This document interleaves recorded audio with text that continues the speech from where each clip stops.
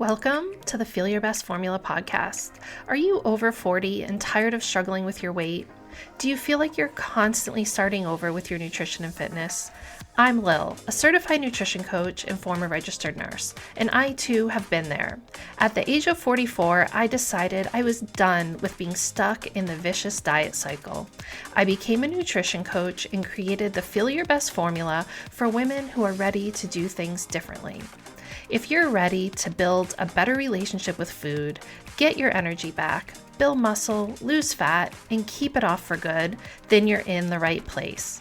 I'm so glad you're here. Now let's build your formula for feeling your best.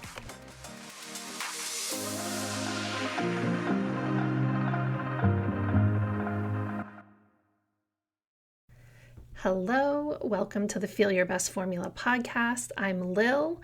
First of all, I want to say those of you that have reached out to me via the messaging that you can see here on wherever you're listening, it says, that you can message me. And I didn't realize this, but it doesn't allow me to message you back. But everyone that has sent such wonderful messages, I thank you so much. Even had a message from Japan, and apparently my podcast is very popular in Japan. So anyone out there who's listening in a country outside of the United States, I appreciate it. It's not even something I really thought about when I started this, and seeing there's all of you listening in Europe, South America, Canada. It kind of blows my mind. So anyway, I just want to say thank you. If you have sent me a message, I have seen it, I appreciate it. And especially the feedback on some of my more recent episodes has been that these episodes have been very impactful for you. So that makes me so happy. I have so many free resources that can help you get started, help you start thinking about things differently in addition to this podcast. So I hope, every time I do an episode, I'm thinking to myself, if I help just one person take one step in the direction that they want to go, move away from these harmful cycles of diet culture, and just start to feel better about themselves instead of having all these negative thoughts of, I'm fat, my clothes don't fit me, I'm not sexy, I wish I looked the way I did 20 years ago. Like, we have to change the narrative in our head. And that is what I am always hoping to help you do on this podcast. So that being said, today I wanted to talk about some of the things that I'm seeing out there in the social media wilderness that I'm sure you've seen too, and maybe you have questions, but these are things that seem to be pretty popular right now. And maybe I want to do, I don't know if we want to call it myth busting or misinformation busting, but I always want to deal in facts. I always want to see science behind anything that I'm talking about. And unfortunately, that isn't how most of the fitness and nutrition industry operates. A lot of people out there are trying to sell you things, and they're just literally making things up, which I feel is what most of them are doing. They're cherry picking pieces of data to try to make things look a certain way, or they're appealing to your desire for something, to work quickly, or they're appealing to this idea that anything that's natural is therefore better for you. We saw this going back to, say, the paleo diet, where they're saying, oh, if you eat like a caveman, then that's gonna be really healthy. But cavemen weren't that healthy. They didn't live that long. They had rotten teeth. They had, nutrition deficiencies. It's not the best way to make decisions about your health in 2024, just to think because something's natural, or it's the way that humans evolved and had to eat a certain way, that is what we should be doing now. In addition, with fall coming, the winter coming, especially if you live in a colder climate like I do, this is also a time to think about getting your flu vaccine, getting your COVID vaccine. And I have never talked about this on the podcast. I have shared it on my social media. And those of you that know me personally, especially those of you who've known me, our whole lives, then you already know this about me. But I was raised in an anti-vax household. I did not have my first vaccine until I was 17 years old. So I have very strong feelings about vaccines, and I've had people who are against vaccines come at me, send me messages and everything, and I laugh because guess what? I've heard it all. I've heard it all. And basically what happened was, I did have the polio vaccine. I had the oral polio vaccine because my father, who was born in the 1930s, he had grown up with classmates, schoolmates, seeing them have polio. So to him, that was like a very real thing. Whereas measles, mumps, rubella, all of that stuff didn't seem like something that would be as dangerous, I guess. So I did have the oral polio vaccine. My parents always filled out like a religious exemption thing at the schools so that I could be allowed to go to school without my vaccines. Honestly, when people come at me and try to persuade me that I'm wrong, it's falling on deaf ears. I was raised hearing all of this. And what happened was I knew I wanted to go to nursing school, and I could not go to nursing school if I was not vaccinated. It would be extremely dangerous for me personally and for my patients if I became a healthcare provider and was unvaccinated. So I drove myself, my little newly licensed self, down to my local doctor's office, and I got caught up on all of my vaccines within an 18-month period.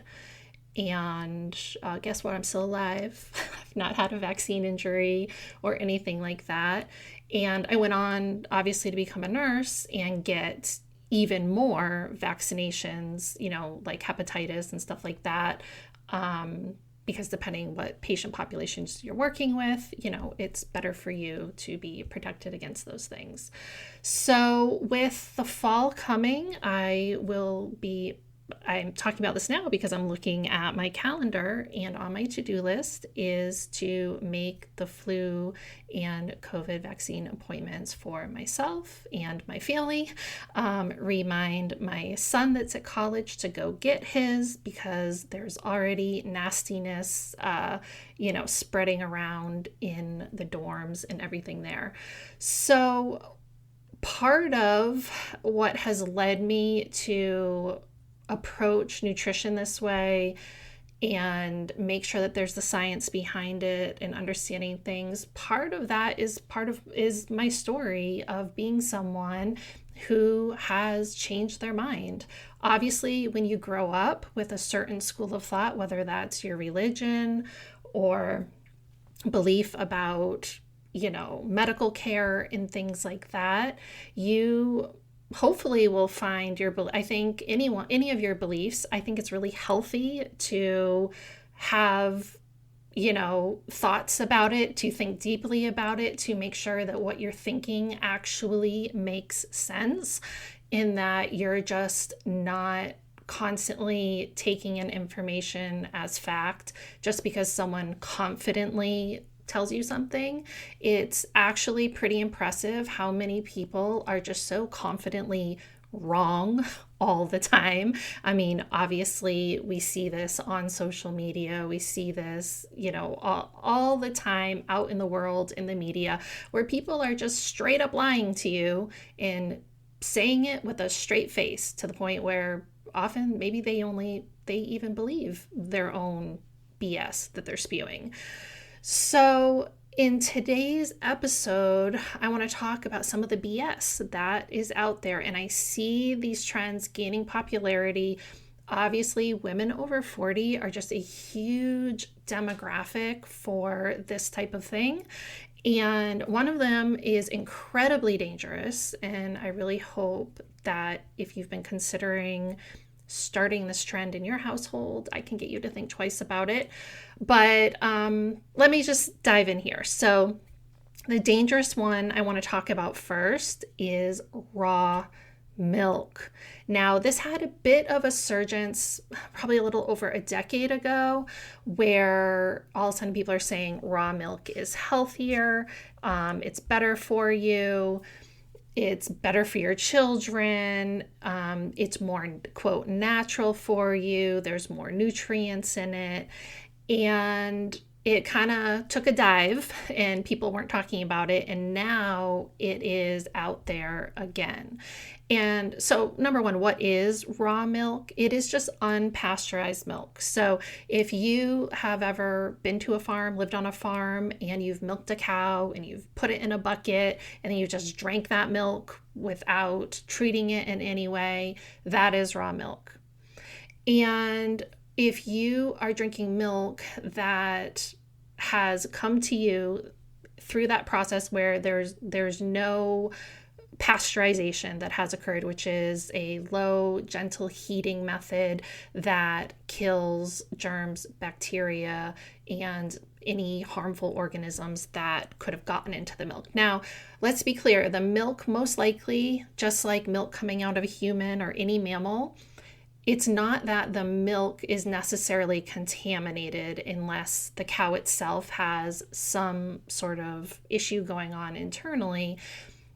The contamination happens most of the time from the steps in between milking the cow, putting it in a large tank or whatever to collect it, and then distributing it into the bottles or cartons that then go out to the consumer. So there's like a lot of steps along the way where contamination can occur.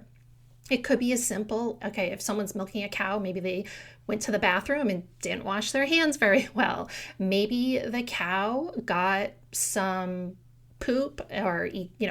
coli bacteria that got onto her udder, and then you're milking the cow and then that bacteria is getting in there. Then there's also listeria, which is a very, very dangerous pathogen.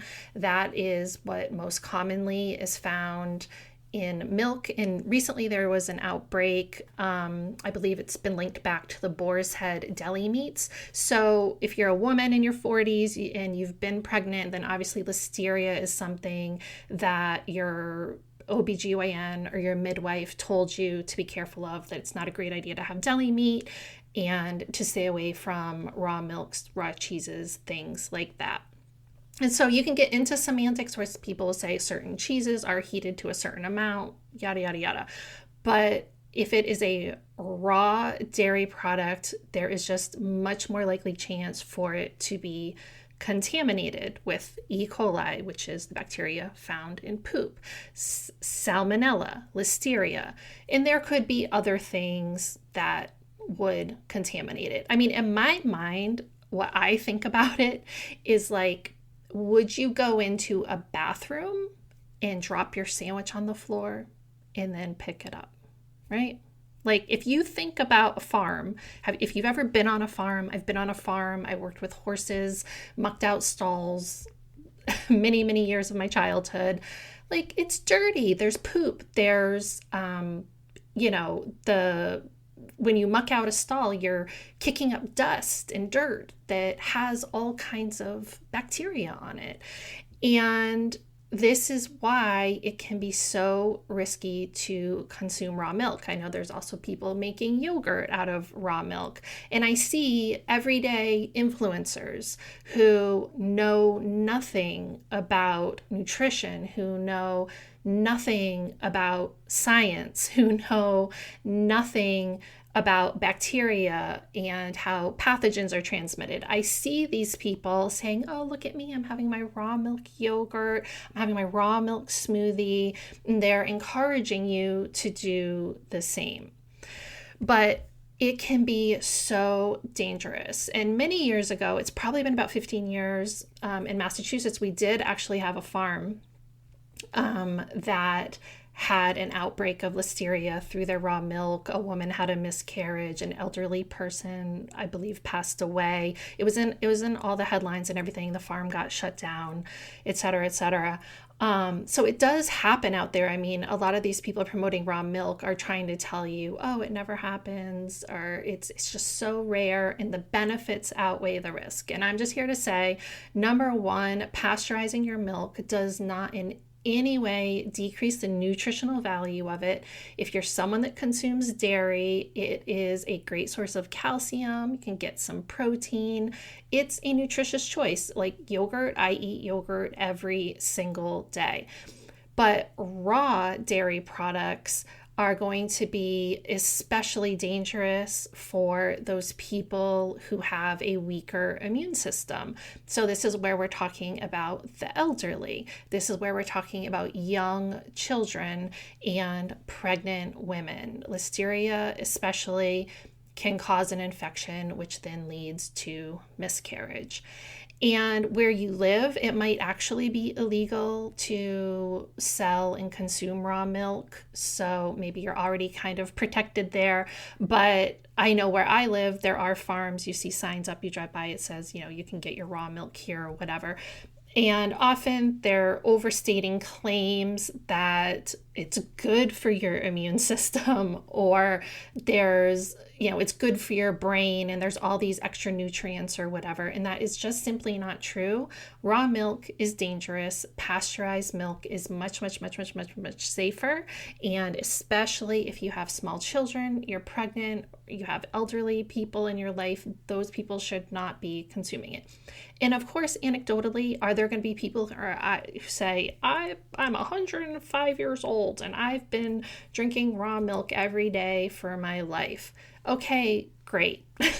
You have dodged a few bullets. Maybe you had a few stomach bugs along the way and you didn't realize, that's why you had it. That's great. But the science is very clear. Raw milk is dangerous. There are no health benefits in consuming raw milk versus pasteurized milk. And it's literally, with so many dangers out there in the world, this is just one thing that you don't really need to intentionally consume in your life. So if you've been thinking about raw milk, I say stay away. And if you are following people on social media telling you to consume raw milk, just give them an unfollow because they don't know what they're talking about. Okay, so let's go on to the second topic I wanted to dive in here, because this one, it blows my mind that people are actually doing this. It is this idea, or it's called the 1 meal a day diet, or the OMAD diet. When I first saw this, I thought, are you joking? This is basically intermittent fasting on steroids, where you are told to eat 1 meal a day. You pick, what time of day you eat that meal. Most people are doing it in the late afternoon, early evening. And then some people, of course, like anything, are saying, oh, I'm only eating 1 meal, but then I'm having these snacks that don't count. So we're only counting that as a meal. It's all semantics, and it is so silly. So just a reminder that if you want to lose body fat, this requires a reasonable reduction in calories. It also requires adequate protein intake. And it's a really good idea to do some sort of strength training, muscle building, fitness program while you are trying to lose fat so that you do not lose muscle. This is, in 2024, we know this is the best way to create sustainable results and create fat loss in a healthy way. So 1 meal a day, what is that doing? Well, number one, it's creating severe calorie restriction. I mean, I personally, depending where I am on my goals, I'm eating anywhere from 1,800 to 2,300, 2,400, 2,500 calories per day.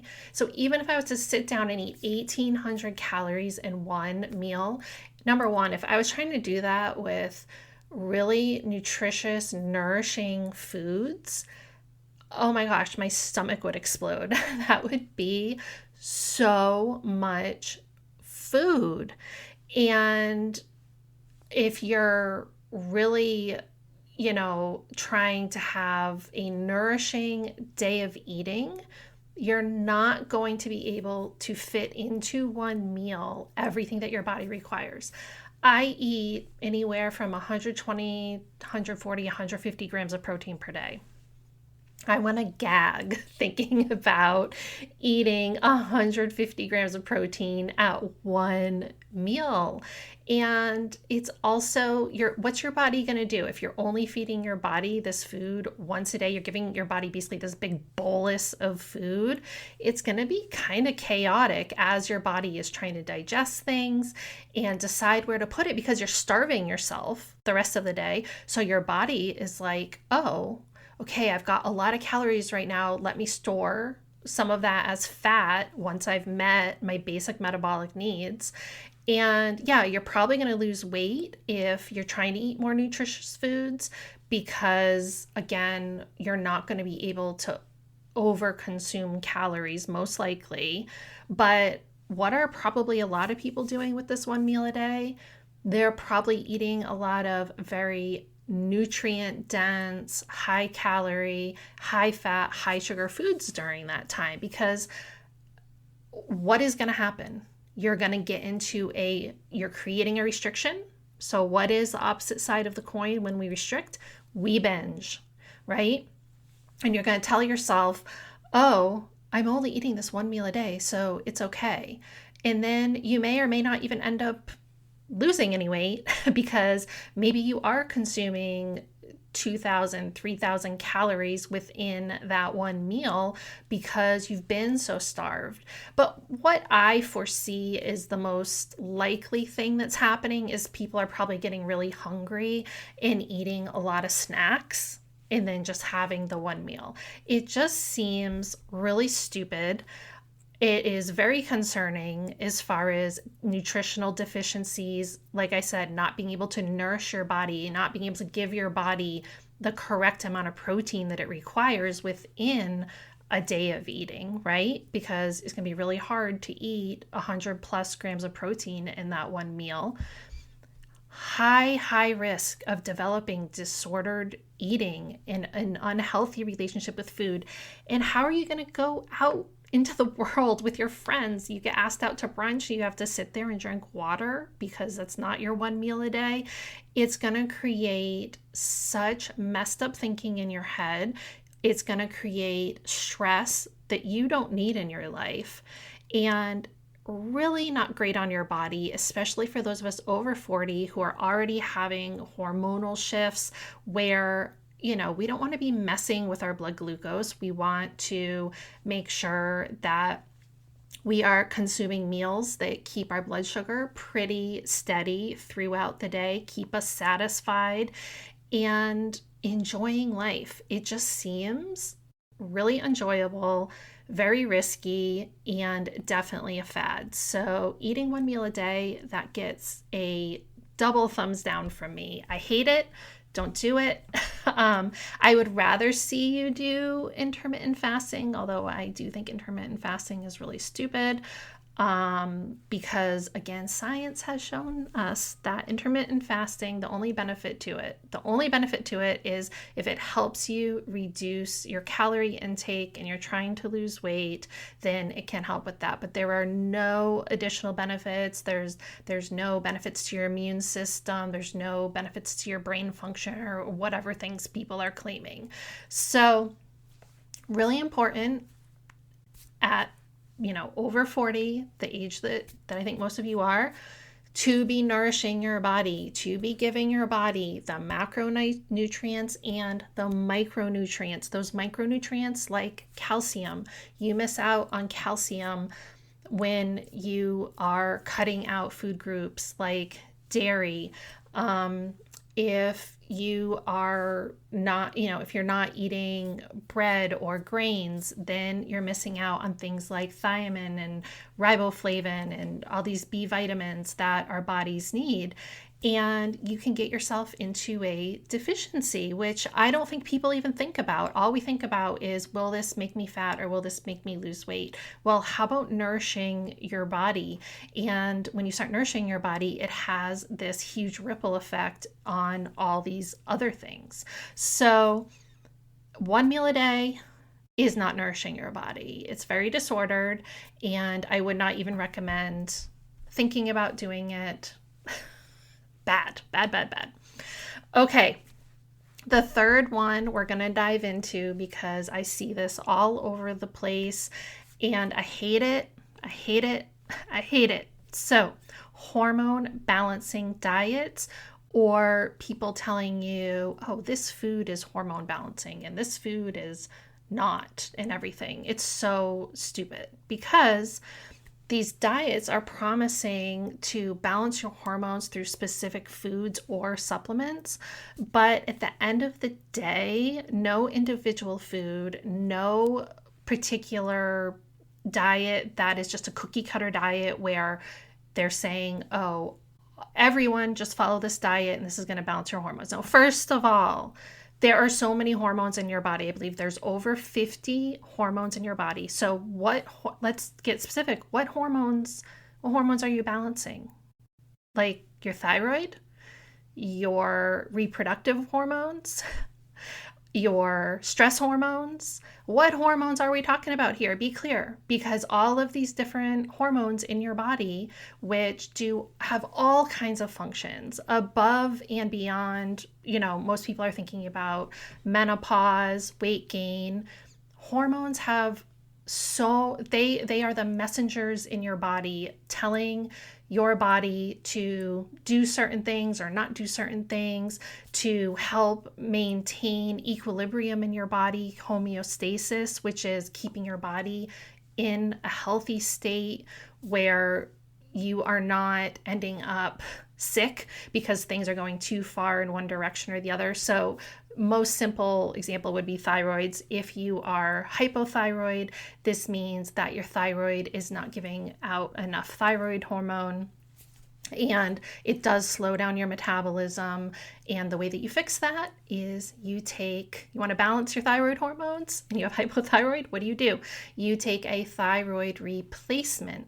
No diet is going to change that. Now, you could change things on an individual basis if you have excess body fat.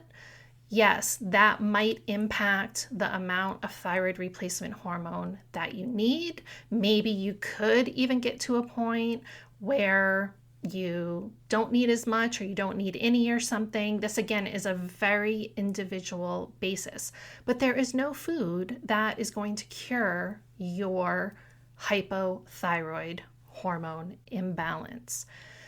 I think, this diet being promoted to people over 40, I think the unspoken assumption is that it's going to help us through the perimenopause and menopause stage.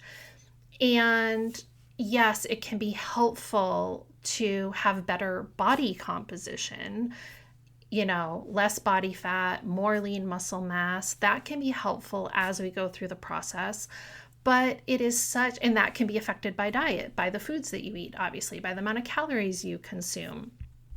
But there is no scientific evidence that any specific foods are going to balance any particular hormones in any significant way, especially if you are not working with an endocrinologist who is, again, a doctor who has gone to 4 years, most likely, of medical school, and then has gone through residency and then possibly even a fellowship, which is what you do when you go into a specialty area in most areas.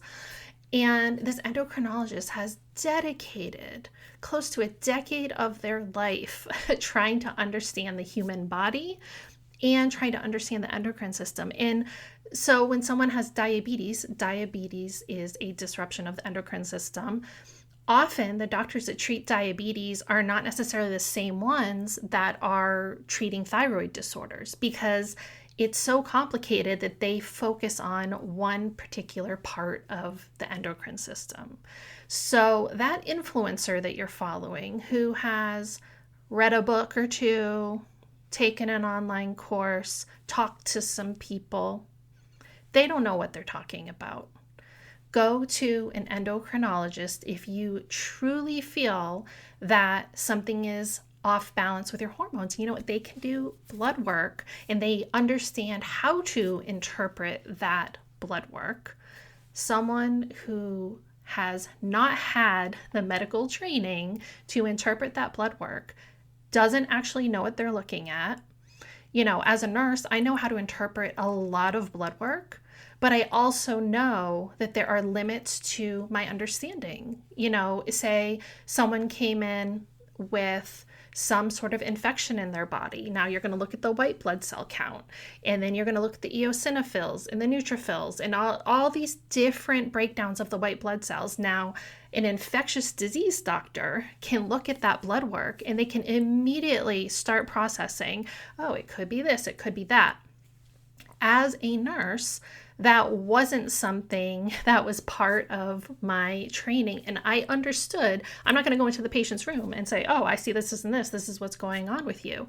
It is so important for people to stay in their lane and leave certain things up to the people who are truly able to interpret and understand and treat people on an individual basis.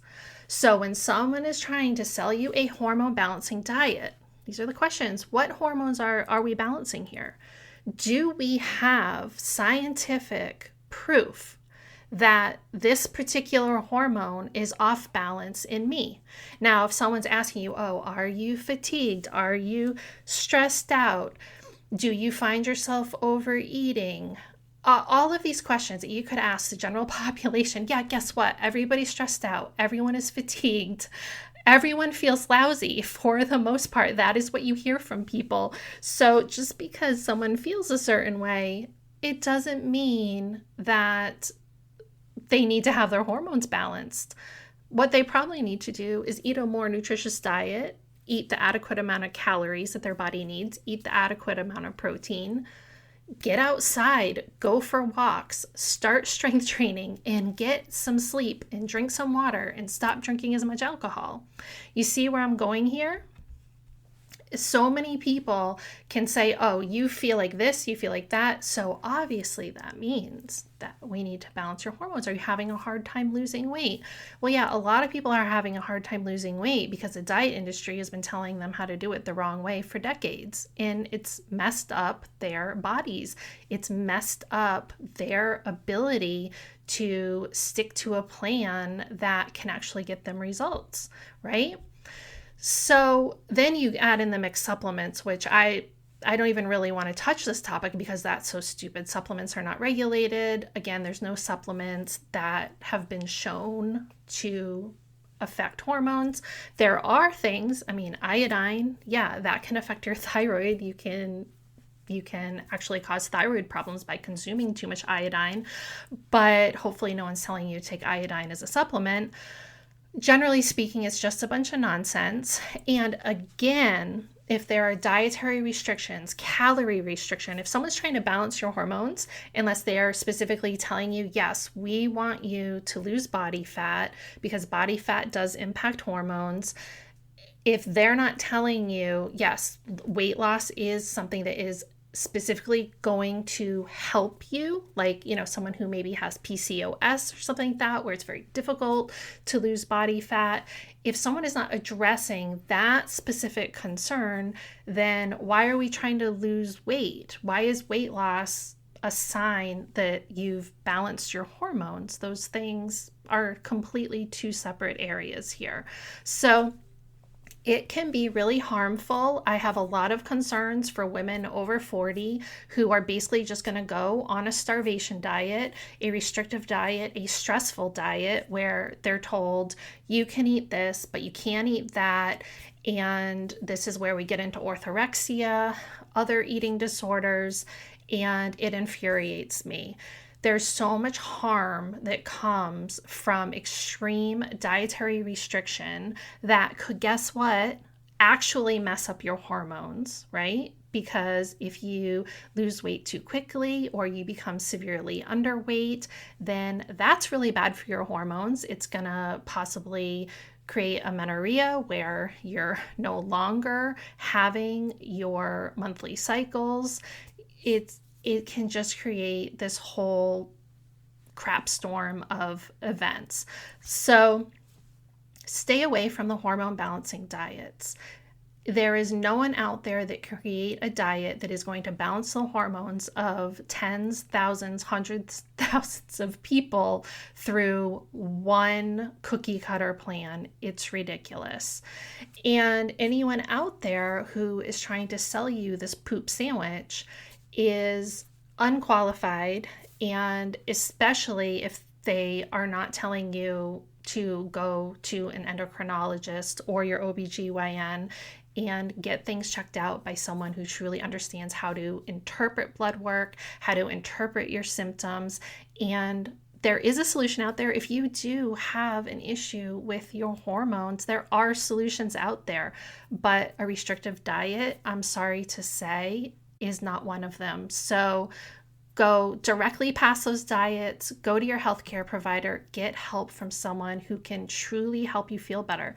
And that reminder that if you are not nourishing your body, if you are under eating, if you are overeating calorie dense, high fat, high sugar foods, if you are not moving your body, if you are not working to build muscle, if you are not sleeping well, if you are drinking alcohol more than you should be, all of those things are going to make you feel like crap. All of those things are going to make you gain weight.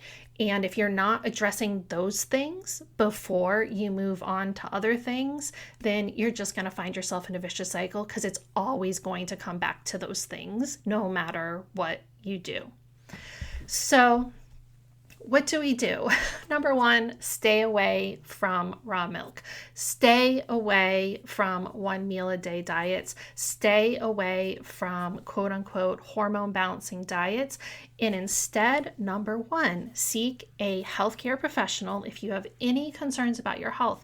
Even if you have concerns about feeling like it's really hard for you to lose weight, you're fatigued, of course, I'm saying to you, you need to address these lifestyle choices, but a simple blood test. I tell all my clients, you need to have been to your annual doctor's appointment before I will work with you.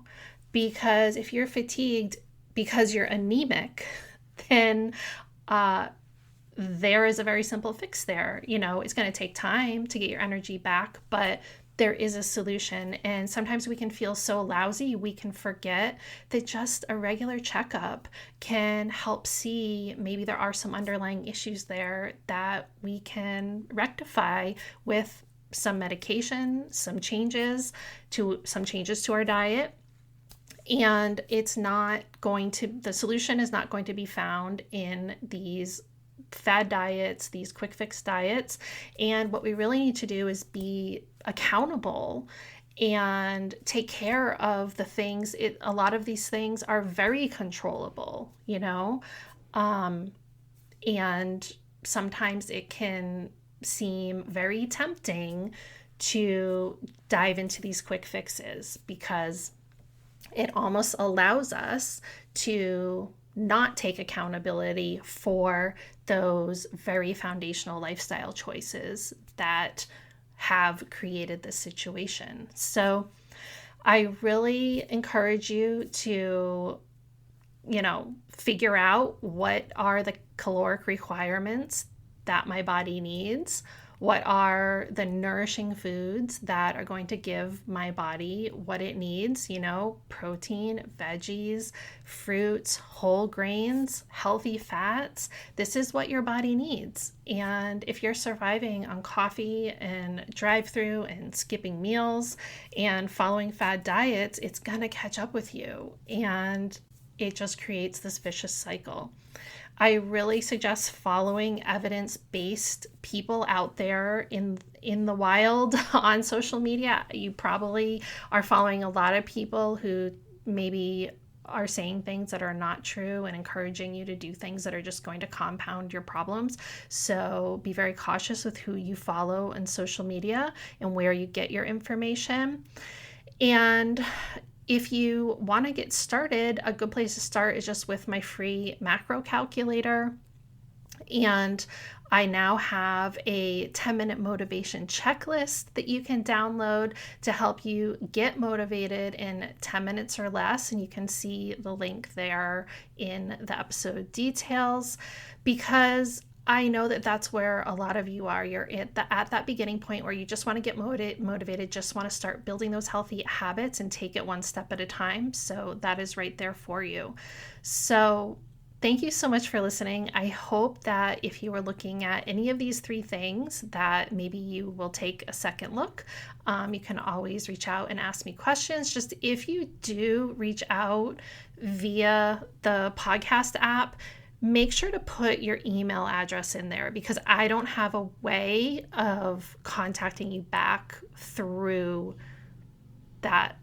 Those messages are one way only. Like, I cannot reply to it. So, all right, things are starting to get loud in my neighborhood. So I think that is my signal that it's time to say goodbye, and I will see you back here next week.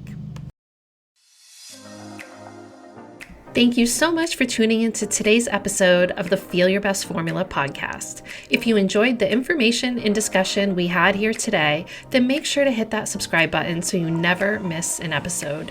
If you're serious about making changes with your nutrition and fitness, then you definitely want to join my weekly newsletter list as well.